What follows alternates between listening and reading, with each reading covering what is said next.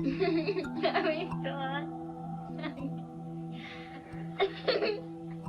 are you going today? I'm going to Children's Mercy Hospital to see my dentist for my teeth.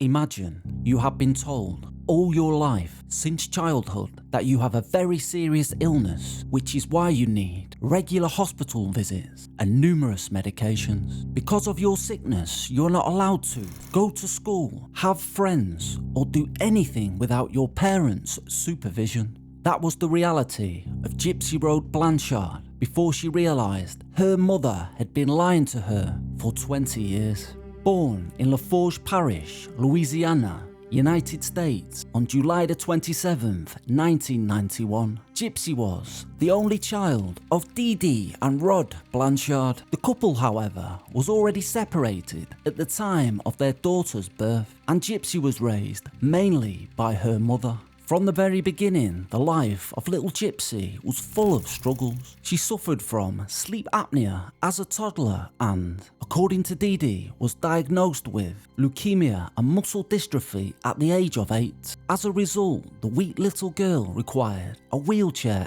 and a feeding tube. Due to the many illnesses of her daughter, Dee Dee eventually pulled Gypsy out of school and began to homeschool her, effectively isolating the girl from the outside world to keep her safe. Or so Dee Dee claimed. The health problems did not end there. During Gypsy's childhood, her mother took her to numerous specialists, telling the doctors her daughter had hearing and vision problems and suffered seizures every few months. As a result, Gypsy was prescribed numerous medications and underwent multiple surgeries, and still her future looked grim. Dee Dee had told Rob that their daughter was not going to live to see 18, but in reality, Gypsy was going to live longer than her own mother.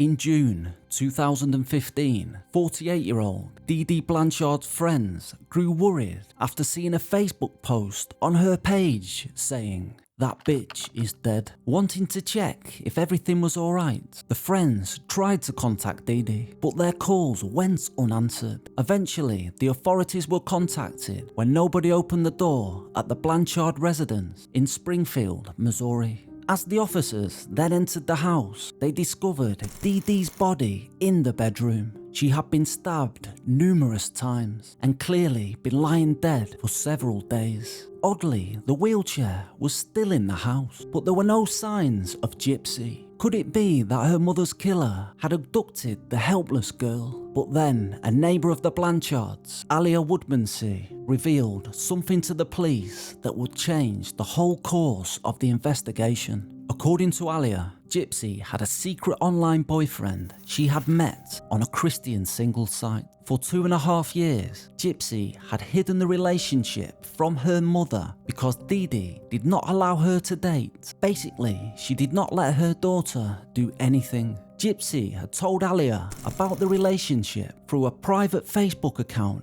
under the name Emma Rose, saying Dee Dee could not know about the chats because she was overprotective. Gypsy also revealed the name of her boyfriend, Nicholas Godejohn. Interestingly, when the police then put a trace on the Facebook posts from Dee Dee's account, the results came back saying that the IP belonged to a man living in Big Bend, Wisconsin, named Nicholas Godejohn. It was now clear that the secret boyfriend had something to do with the murder. But what about Gypsy? The following day, on June the 15th, while Keisha County police agencies raided the Godejohn house in Big Bend, finding both Nick and Gypsy inside. If the people who knew the Blanchards were shocked because of Dee Dee's death, they were thunderstruck hearing that Gypsy walked out of the home just fine, without her wheelchair. The truth is, Gypsy never needed one in the first place. Her muscles worked just fine. She did not have cancer, and her hair was not short because of treatments. It had simply been shaved, and all of it had been faked, just a fraud orchestrated by Dee Dee. Gypsy Rose Blanchard had come into this world as a completely healthy baby. But when she was 3 months old,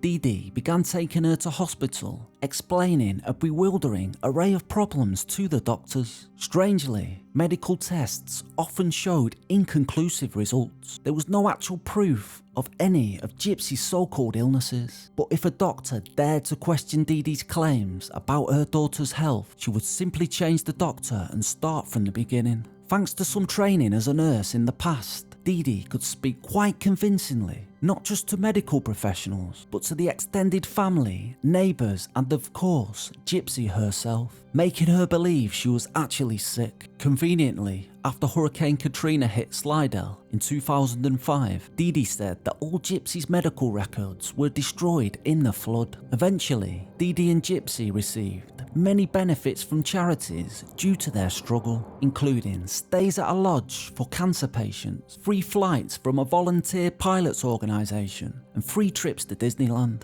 All the while, Gypsy believed she was terribly sick and for years younger than she actually was. But no matter how good a web of lies Dee Dee had woven, as Gypsy grew older she began to have more and more questions and began to feel trapped by her mother. But when Gypsy had tried to break free for the first time in 2011, the consequences were a smashed computer and being restrained to her bed. Before making the next attempt, Gypsy made sure Dee Dee could not come after her by asking her boyfriend to kill her. In 2016, Gypsy pled guilty to second-degree murder and was sentenced to 10 years in prison. She's eligible for parole in 2024. In turn, Nicholas Godejohn was found guilty of first-degree murder in 2018 and sentenced to life in prison. While taking the life of another human being is not right, opinions about Gypsy Rose Blanchard's sentence have been divided. She was a victim of Dee Dee, who most likely had Munchausen's by proxy, a mental illness and a form of child abuse. Dee Dee faked all Gypsy's illnesses for attention and, in the process, destroyed her daughter's childhood. So even though Gypsy had said she is not happy with her mother's death, she has experienced more freedom in prison than in her own home.